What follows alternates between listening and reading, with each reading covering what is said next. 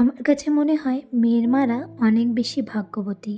কারণ মেয়েরা বড় হয়ে গেলে মায়ের সংসার সাজিয়ে গুছিয়ে রাখে, মায়ের হাতে হাতে কাজ করে দেয়। আর বিয়ের পর স্বামীর সংসার মানে নিজের সংসার সাজিয়ে গুছিয়ে ভরিয়ে তোলে।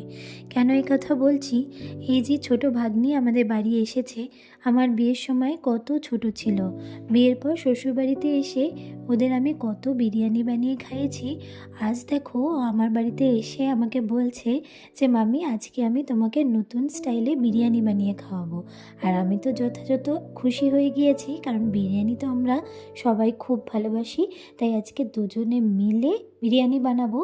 না, আমি আজকে ওর হেল্পিং হ্যান্ড। এই যে সব টুকটাক কাজ করে দেবো, বিরিয়ানিটা মূলত ওই বানাবে। আর এদিকে আমরা চিকেনটা আগের দিন ম্যারিনেট করে রেখেছিলাম, সেই চিকেনটাকে প্রথমে ও কষিয়ে নিয়েছে, তার মধ্যে থেকে ইয়াকনিটা ছেঁকে নিয়েছিল। আগেই দেখতে পেলে কতটা ধৈর্য সহকারে বিরিয়ানিটা ও বানিয়েছে। আমি তো শুধু তাকিয়ে তাকিয়ে দেখলাম। বিয়ের আগে আমিও রান্না করতে ভালোবাসতাম, এভাবেই ধৈর্য সহকারে স্টেপ বাই স্টেপ সুন্দর করে রান্না করতাম। তবে কি জানো তো, অনেক বছর ধরে রান্না করতে করতে এখন আর অত ধৈর্য নেই রান্নার প্রতি। কোনো রকমে রান্নাটা শেষ করে রান্নাঘর থেকে বেরোতে পারলেই বাঁচি। তো যাই হোক, এই যে ও কিন্তু ঝরঝরে ভাতও নামিয়ে ফেলেছিল, আর এই যে বেরেস্তাটা উপর থেকে দিয়ে দিচ্ছে। চিকেনটা এতটা জুসি এবং নরম হয়েছিল। এইদিকে স্টেপ বাই স্টেপ সব কিছু করে নিচ্ছে, দেখতেই পাচ্ছ।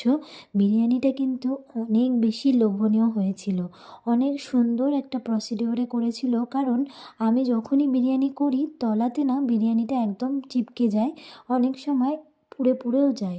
কিন্তু ওর দেখলাম একটুও বিরিয়ানি হাঁড়ির তলায় লেগে যায়নি, একদম ঝরঝরে শুকনো বিরিয়ানি হয়েছে। ইভেন দোকানের থেকেও ভালো বিরিয়ানি হয়েছে। আর এদিকে দেখো একটা ছোট্ট কিউট বেবি চলে এসছে বিরিয়ানির গন্ধে, ওরও বিরিয়ানি খাওয়ার ইচ্ছে হয়েছে। তো চলো, এই যে আমাদের বিরিয়ানিটা অলমোস্ট রেডি। তারপরে আমরা তিনজনে মিলে বিরিয়ানিটা খাবো, কারণ বাড়ির সকলে গেছে ঘুরতে, আমরা তিনজনই এখন খাওয়া দাওয়া করব। বাড়ির সকলে রাতে এসে বিরিয়ানিটা খাবে। তো এই যে দেখতেই পাচ্ছ, একদম ঝরঝরে বিরিয়ানি হয়েছে।